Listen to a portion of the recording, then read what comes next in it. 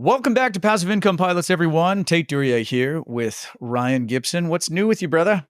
I'm doing well. I just celebrated my 40th birthday and we did a roller skating party where we rented out a roller skating rink. Fun fact about me, I know how to shoot the duck. I was the shoot the duck champion from 1991 to 1997, however many years running. It's on a speed skating team. So my wife put together a lovely birthday party for me and all my friends and family at a roller skating rink, which we've never done before. So it was super fun. That's hilarious. And I fun saw fact, the photo. I actually can still shoot the duck. So you saw the photo? Yeah, the photo is on Facebook. So we can put that in the show notes or something. Yeah, I couldn't make the party. I was at the TPNX conference in Minneapolis, which was fantastic. Boy, just getting home after about a month straight of travel, 3 conferences in 4 weeks. Been super busy around our shop. We got deals. We've got investors coming in. It's crazy. But I'm sorry I missed your birthday party. It's okay. You were invited. You can come again. We'll invite you again. But I don't know if we'll have a once in a lifetime roller skating party. So 80s theme. Not exactly what I had in mind for my birthday, my 40th, which is coming up. But it's funny. That's the nice yin yang between Ryan and I. Ryan's got 2 kids. I'm, no kids in our household. So, but I love spending time with yours. They're great. Oh yeah. They love Mr. Pilot. So today's show, we have the one, the only Joe Fairless, who is the co-founder of Ashcroft Capital. They have over $2 billion in multifamily assets spread across multiple states, high growth market, high niches in their bedroom community. They do a great, fantastic job of taking value add property, buying a 300 unit building, taking 100 or so units offline, renovating them, putting them back into service, doing incredible value add. If you go to their website, you can see all the great things they've done. I personally love their company because they are a vertically integrated shop. And just as a disclaimer, I do invest with Ashcroft. So that is a place that I've actually put my personal bucks. But, Joe has also done some fantastic things. He started the Best Ever brand, which has the podcast associated with it. It has the conference that's associated with it, which is actually how Tate and I even know each other. Yeah. And so, yep. Met 7 years ago at that conference. Yeah, Joe provides a community where really people can get to know each other and network and build awesome relationships like the one that's here. In fact, some of the relationships I built with Spartan and on the investing side and on the partnership side were birthed through the Best Ever conference. So just Joe's a tremendous guy. And what I love about Joe is he's just so open about everything. He's very transparent. He's to the point. He's direct. And he's willing to share his knowledge and insights on multifamily and investing in general. One last thing I'll say before I hand it off to Tate and we get into it, Joe's invested in over 100 different syndications and 80 different operators, in addition to the probably 20,000 plus units that he operates with his own company. And so I think it's just an incredible story and journey that Joe's been on that I think the listener are really going to take away. Welcome to Passive Income Pilots, where pilots upgrade their money. This is the definitive source for personal finance and investment tactics for aviators. We interview world-renowned experts and share these lessons with the flying community. So if you're ready for practical knowledge and insights, let's roll. Joe Fairless, thank you so much for joining us. Well, for anybody that doesn't know who Joe Fairless is, as I said prior to the show, the man, the myth, the legend, thank you so much for coming on. We read your bio prior to bringing you in here, but do you want to just give us some background on who you are, where you came from, how you got into real estate, and where you are now? Well, how about who my brother-in-law is? He just got promoted to be captain of the 777 for American Airlines. Yeah, so he's a fellow pilot. Your brother was a pilot. He's part of your crew. Yeah, and he was in the Air Force before he worked for American Airlines, and yeah, so now he's flying the 777. Fantastic. Yeah, he's really proud of it, as he should be. He really is. That's great. Everybody's going to be searching their roster now to see if the captain they're flying with next month is Fairless. Oh, no, brother-in-law. Oh, brother-in-law. Yeah. In-law. Okay. No, okay. My brother-in-law. Okay. All right. If you were looking for a captain Fairless, you would have had to found my brother, who was a captain in the Army, but now he's a lieutenant colonel in the Army and working in the Pentagon. And he took flying lessons, but you don't want him flying your plane. I don't think he's better in a tank. He's much better in a tank. That's funny. I mean, My background, from Texas, I moved to New York City. I was making $30K a year as a junior project manager, had student debt of $18K. Those numbers don't work real well to live off of. And then I climbed the corporate ladder relatively quickly, became the youngest VP of an advertising agency in New York City. I started the whole time over those 10 years while in New York, I kept my living expenses really low, relatively speaking, for New York City standards. My friends would make fun of me because I was living like a college kid, had a roommate from Craigslist, different roommate every other year, and crazy stories from all those crazy Craigslist roommates, which I'm sure they'd say the same about me, I guess. But it was it's interesting living in New York and just meeting people from all over and living with them off of Craigslist for a year or two. The apartment didn't have any window. Well, it had windows in one room, but not in the other bedroom. It's just 2 bedrooms, a hallway, and a bathroom and a stove, basically. And so I got the bright idea one time because I was in the room that didn't have windows, and it's hot in New York City in the summer. And so I thought I'd get a window unit for my windowless bedroom and put it on my dresser and plug it in. Do not do this at home, kids. It actually was slightly cooler air blowing out of it, but then piping hot air would come out the top of it. And so it was like boiling a frog, right? Like, oh, this feels slightly better, but oh my God. And I'm getting dizzy too. I don't think it's safe to be breathing in those fumes either. I think we've all had those physical lessons that we've learned firsthand. Yeah, I had a few with a bike ramp as a kid that I went over the handlebars. Yeah, but that's not there. I'm sure I could participate in those stories too with the bikes. So anyway, I kept my living expenses fixed, stayed in that apartment instead of upgrading to 1 bedrooms or 2 bedrooms like my friends were doing. And instead, I was putting that money into real estate. Specifically, I bought my first single family home in October of 2009 in Duncanville, Texas. Even though I was living in New York City, I bought it in Duncanville, south of Dallas for $76,000, saved up $20K. And then I bought another a year later, another. I ended up with 4. And what I realized at the end of the 4th, or after I had the 4th, is I was making in a spreadsheet $250 a month on those homes, but I was not making in my bank account $250 a month, because when someone would move out, it'd be about $5,000 to get it move-in ready. And from that realization, I thought, well, I need to do something larger. And I actually was teaching a class in New York City on how to, on the side, I just decided to teach a class on it, how to invest in real estate markets that cash flow, like Texas, like Dallas, Fort Worth, for example, while living in New York City. So I was teaching these New York City people how to do that, how I was doing it. And it was cash flowing, just not as much as I'd like. And I heard from a boss of mine, hey, if you ever do something larger, let me know. And so he liked the model, but he didn't want to go do all the work. And I heard that a couple times, and I realized that I've got customers before I have a product.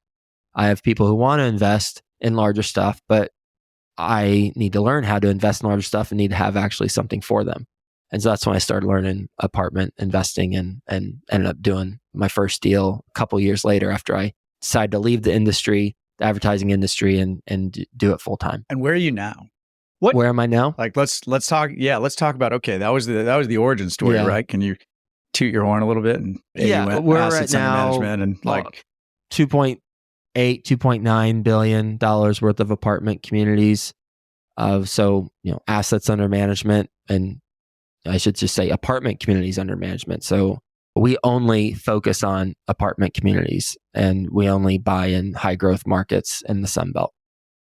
Fantastic. What's the one thing you've learned from going from those 4 single families to having customers before a product and then just having $2.2 billion plus of multifamily? What's that one lesson you're going to pull away from all of that over all those years and experience? Be aware and then act on my strengths and weaknesses. And what do you mean by that? What do you mean by kind of acting on? I am good at things and I'm bad at things and I'm average at things.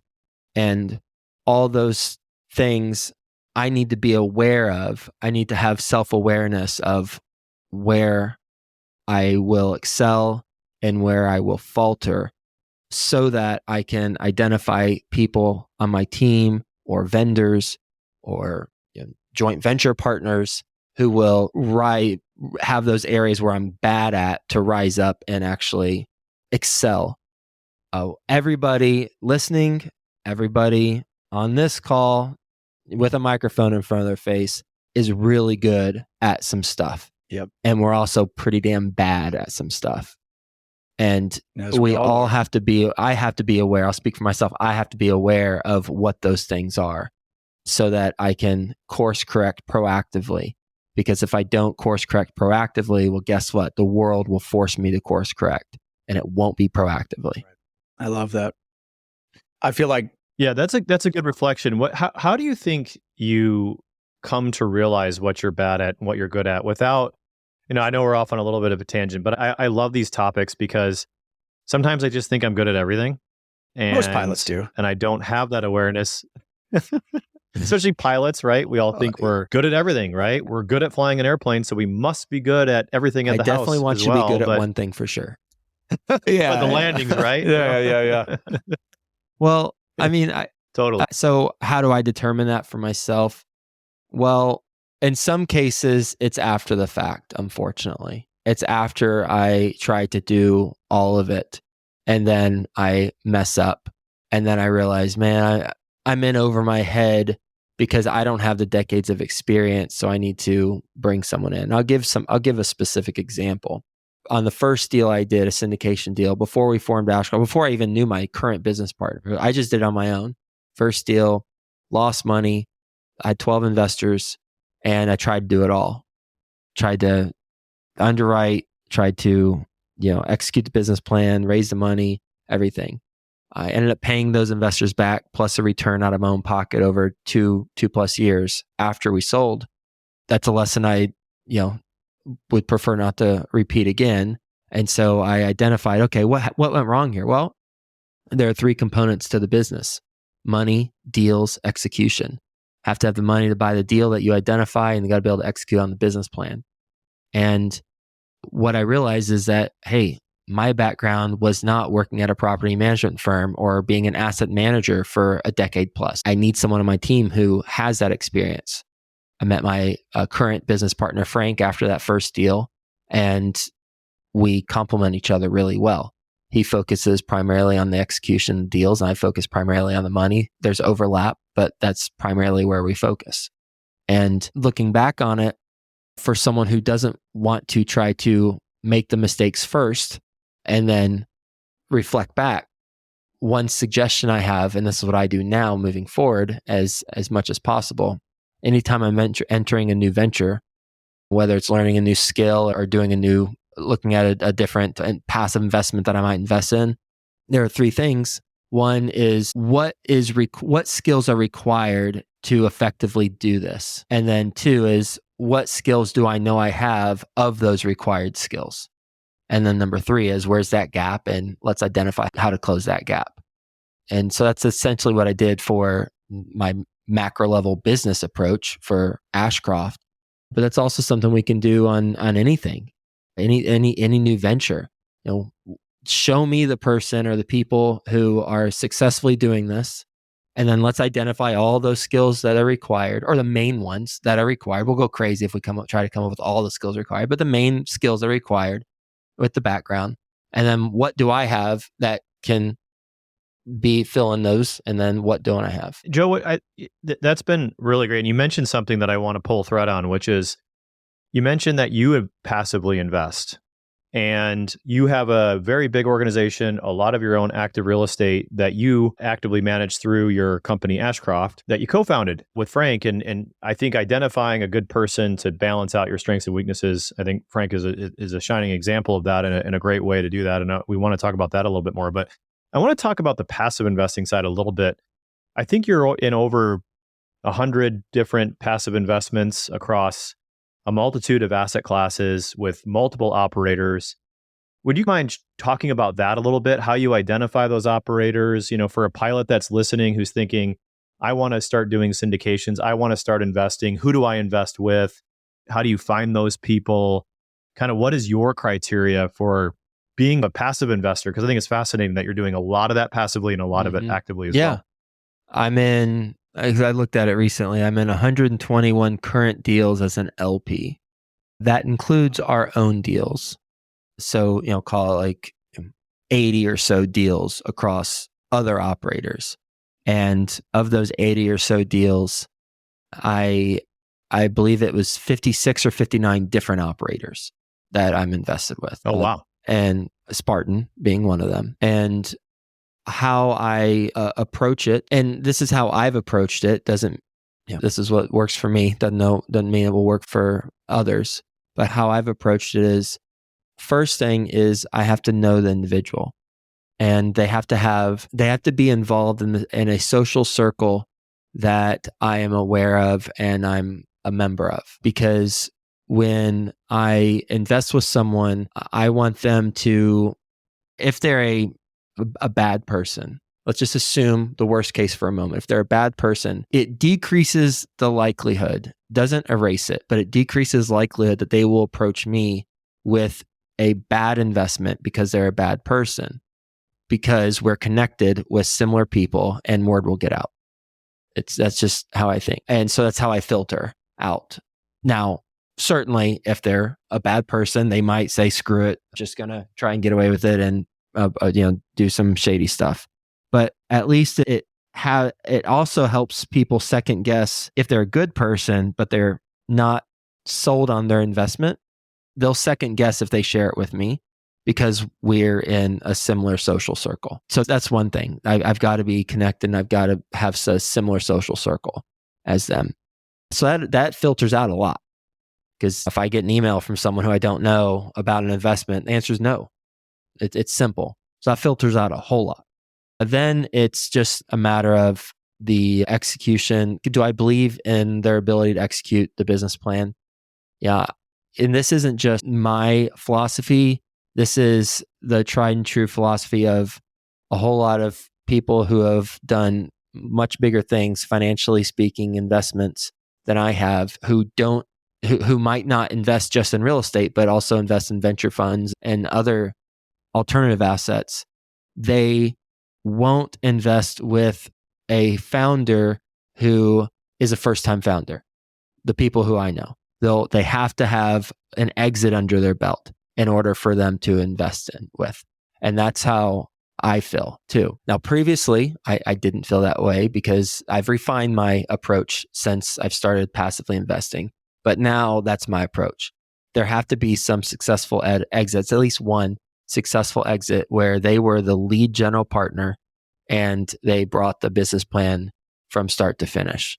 And then also digging into that lead general partner, because in our industry, there could be multiple general partners, multiple companies partnering up, and it can be misleading who is actually doing the work to get the deal to the finish line. And so I would dig in to make sure they're the right operators who are actually doing that work to get to the finish line. I can't echo Joe's sentiment enough that the execution piece, what we're always looking at our firm is the underwriting, the operator, the deal, right? But anybody can underwrite conservatively. It doesn't matter if it's conservative. If they can't pull off the deal, if they get a year or two in and things aren't going well and they just give up, well, it doesn't matter that the underwriting was conservative, right? Like it has to, you have to be able to execute. So that's fantastic. Can I back up, Joe, and ask a really broad question? Because we have investors in our audience that have never really considered real estate as an asset class prior to listening to our show. And Ryan and I try to stay unbiased as much as possible and bring in people from VC and from the equities markets and all sorts of stuff. But why real estate? Why syndication? Why real estate as an asset class versus investing in the S&P? Can you share, because you're on episode 3,519 of your podcast, which we'll touch on later. And very few people know as much about real estate as you do. So why do you choose to invest in real estate versus other asset classes? cash flow appreciation and the depreciation benefits, the tax benefits. I mean, I'm sure there's other things, but those are the three things that come to mind off the cuff. The ongoing cash flow, because I primarily invest in assets that are making money day one. And then the business plan is to increase the cash flow through interior renovations or some sort of value add component and get that appreciation. So get that pop at the end.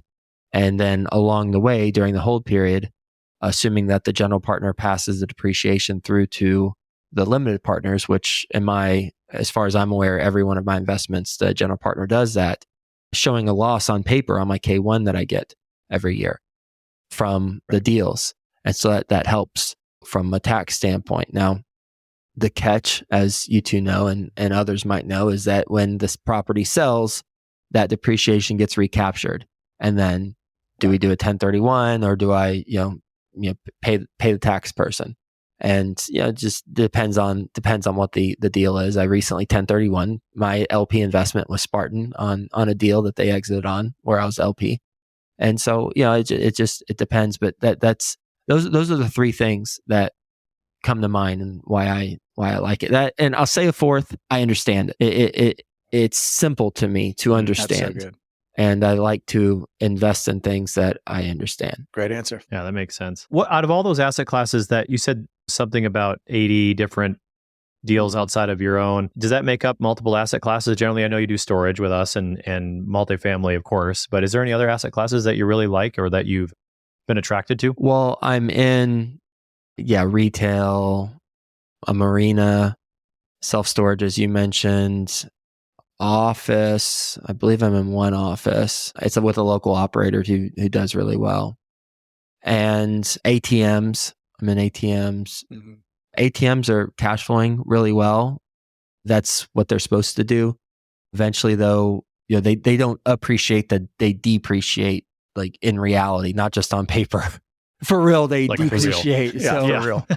You gotta get as much cash out of those investments during the hold period as possible, because at the end you're going to be left with zero.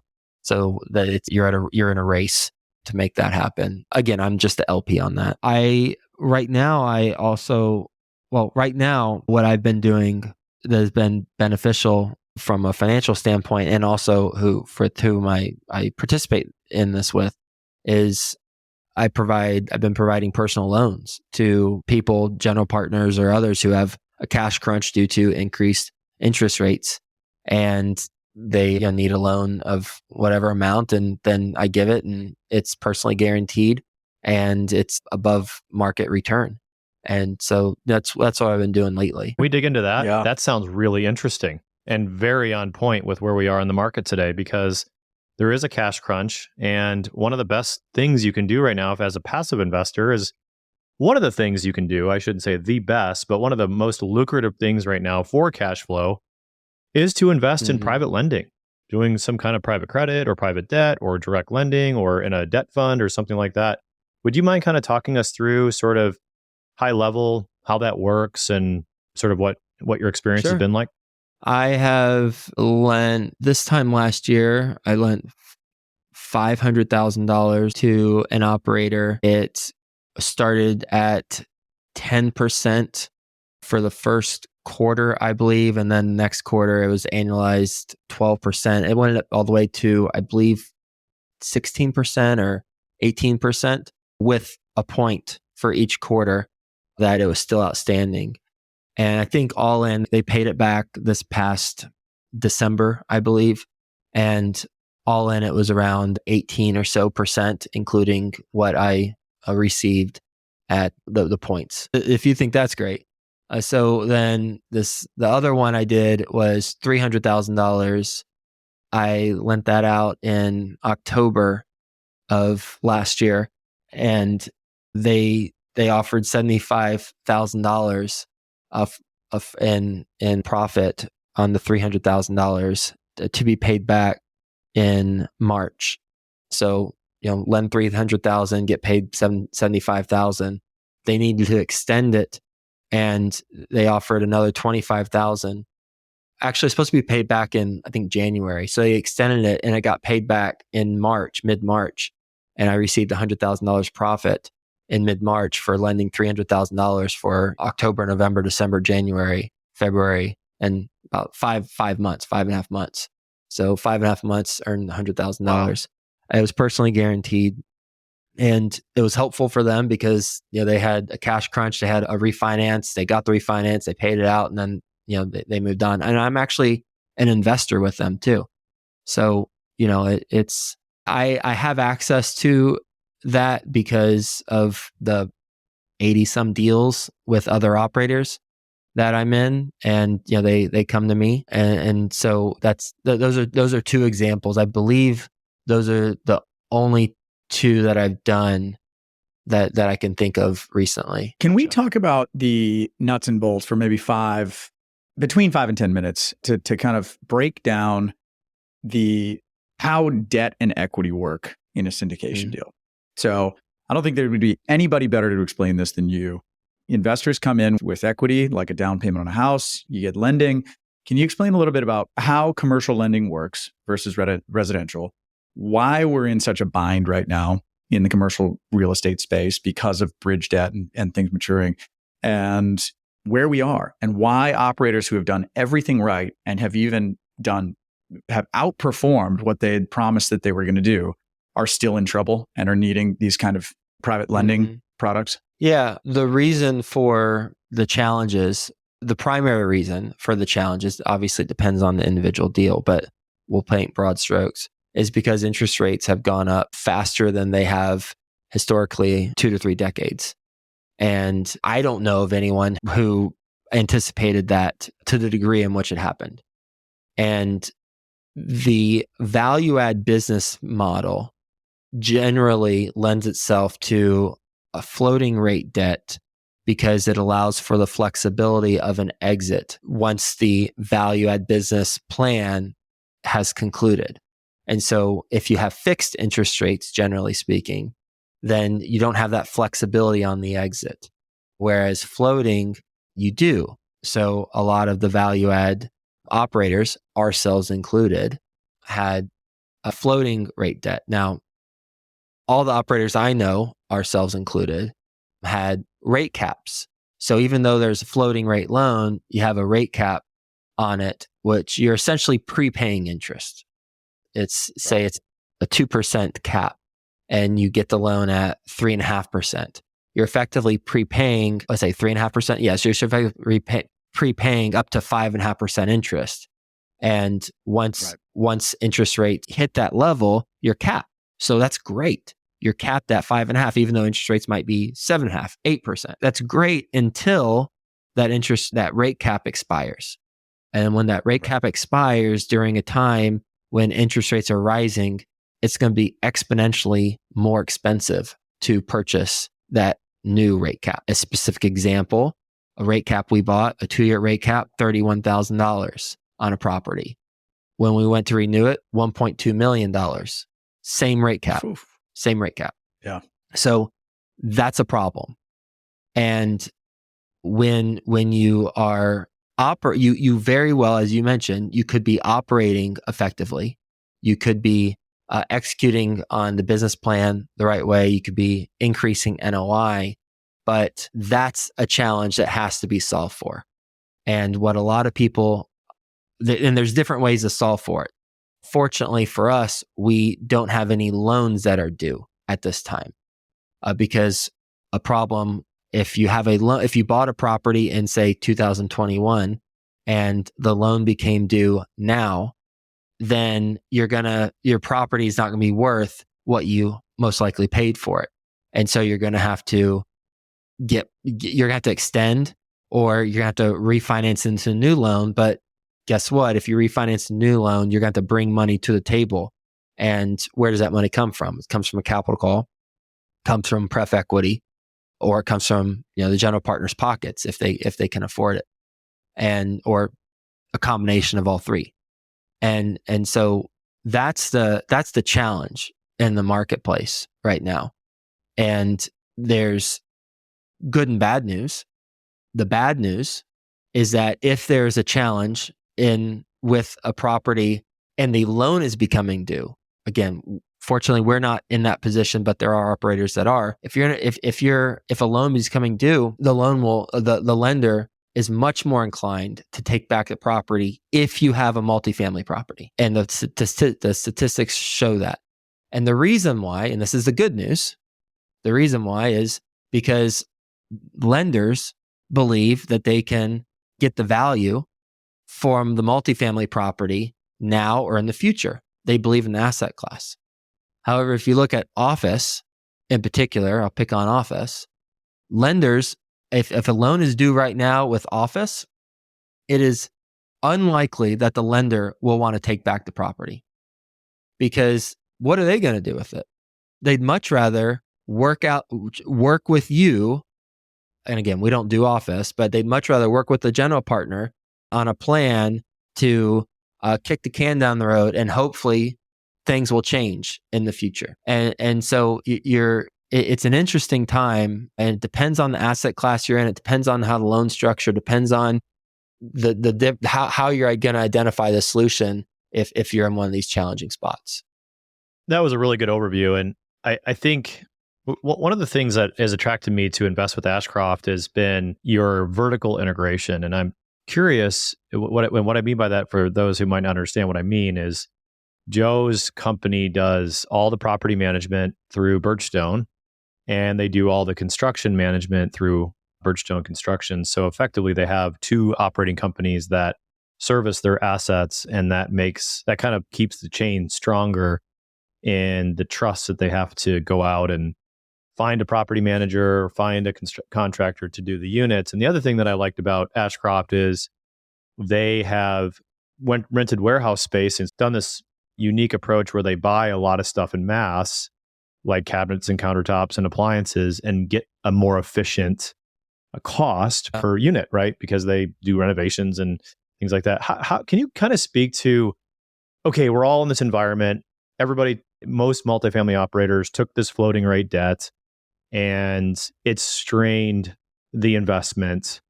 I feel like Ashcroft potentially could have been is better positioned in this case by having vertical integration. Is that true? Or do you feel like vertical integration has benefited you more than maybe someone who just has to outsource everything? Do you feel like you've really been more anti-fragile in this environment for that? Buying supplies from overseas directly and shipping them to our warehouse in Dallas, where as you said, we kit them up and then we send them out on nice pallets to the properties, so that the on the ground team simply unpackages the shrink wrap and then has all the materials right there on a pallet to then do the renovation. That has absolutely benefited us. Inflation has perhaps been tamed, we'll see, but it certainly wasn't tamed over the last 2 years. And what we have done with this process is we lock in our pricing, and so in an inflationary environment, when you write a check for $3.5 million at the beginning of the year and buy all these supplies that they get shipped, and you have them for the rest of the year, you're locking in your pricing. Not only are you locking in your pricing, but you're mitigating any supply chain issues that might come up with who knows what's happening and what might happen in geopolitically. So it has been a big advantage for us, a real help from a financial standpoint. We save on average 35% on our renovation materials compared to retail costs from a financial standpoint, but then also from a on the ground speed to market standpoint doing the renovation. And would you mind speaking to the basic business plan of Ashcroft, right? You're buying a class B plus, would you say, in a good market, and then you're taking some units offline and renovating them. Kind of speak to like what your bread and butter is of a deal. We find property in a high growth submarket of a high growth city. So we identify a property in a high growth market, and all of them in the Sun Belt, as I mentioned earlier. And then the property needs to be within probably 2024 now. So probably within 30 years of construction, generally speaking. So we're buying properties that, but we won't buy properties that are within 5 years of construction because generally there's no value add to be added to those. But the sweet spot is properties that are a little bit older, but not that old. And we can renovate them. And the reason why we want a little bit older, but not that old is because CapEx will sneak up on you if it's that old. If it's early 1980s or earlier than that, the CapEx, the stuff at the property that will go out, roof, parking lot, things like that, they'll start deteriorating faster. Even if you try to address it all up front, you'll still find some sneaky stuff. And that's not something with that those older contributes properties. to rent growth. Like if you replace the countertops and the cabinets, that means you get a rent bump. Nobody's going to pay you more rent because you replaced the roof. Exactly. So that's the model. We go in, we renovate, we find those properties, we renovate and make it a better living experience for residents, and then we sell. I want to highlight the syndication model here for listeners, because I know there's a lot of new listeners that are jumping on and sort of hearing all these things for the first time. The syndication model is general partner, limited partner. Limited partners do none of the work and keep 70%, 80% of the profits. Operator, like Joe here and like Ryan and like ourselves on some projects, are doing all the work and keeping 20 or 30% of the profits. And it's this symbiotic relationship.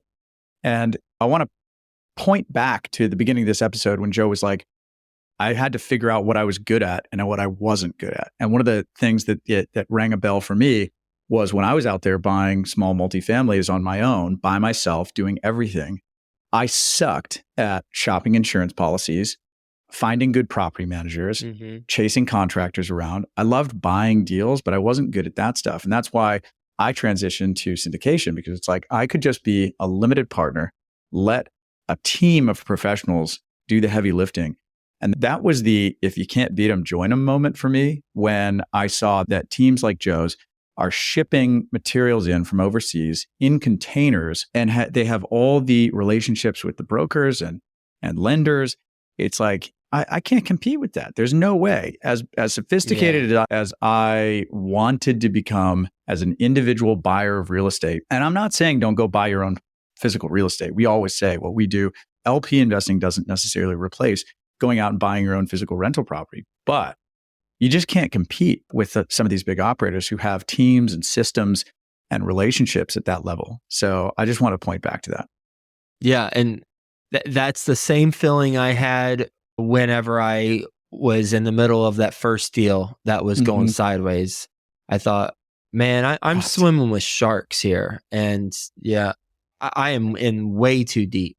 And I have got to bring in different people for my next deal who have that experience, because you're playing in the big leagues with commercial real estate, and you're with people who you're competing against who have the decades of experience and have on the ground operations. I mean, I invest with a GP in Cincinnati, and his company only does deals in Cincinnati, and they started as fix and flippers on single family homes, and now they have apartment communities that they operate on the ground with their own management team.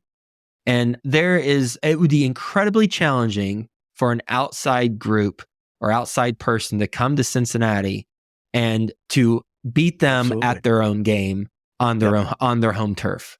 It'd be incredibly challenging unless that person has some economies of scale or cheaper source of equity or something. And they probably won't. We've got to have. And they probably won't even see a deal that group hasn't already seen behind the scenes and has turned down, because they're going to get first right of refusal because they know all the brokers there, right? And they're in with that community, right? Yeah, I see that all the time where brokers are like, "Hey, did you see this deal?" I'm like, "Yep, 3 times," and we saw it when it was listed. 14 months ago as well. So that's what. And it's still not a good deal as a retail investor a lot of times, right? Exactly. Joe, let's pivot a little bit more. Let's talk about the state of the multifamily market. I love multifamily and I love multifamily value add, but where we are, you touched on the interest rates and things like that, but what's your outlook on it? Where are we headed, and is it an investable worthy space still? Are there still opportunities? Are there more opportunities now that interest rates are higher and maybe there's been some distress in the market? What are you seeing? Well, I certainly would say that it's a asset class that we should be investing in now and in the future. Obviously, I'm not objective. Let's get that out there. The reason why I say that comes from as an objective perspective as I can have. And that is simply supply and demand. Right now, the multifamily industry across the country is absorbing a record high. It's high. We have a record supply of new multifamily product coming to the market right now since the 1980s. So that's a long time, like 40 years or so. This is the most supply that's come to the market within this period of time since the 1980s. And the reason why is because loans were cheap a couple years ago. And so now those loans that were cheap, the construction projects penciled. And so now here we are. The projects are being leased up right now. That will subside at the end of this year, beginning of next year. It's stopping or largely stopping. The new construction permits are down 70%. And why? Well, it's obvious, right? Like loans are expensive relative to what they were before. Prices have gone up. And so construction projects generally don't pencil right now for multifamily.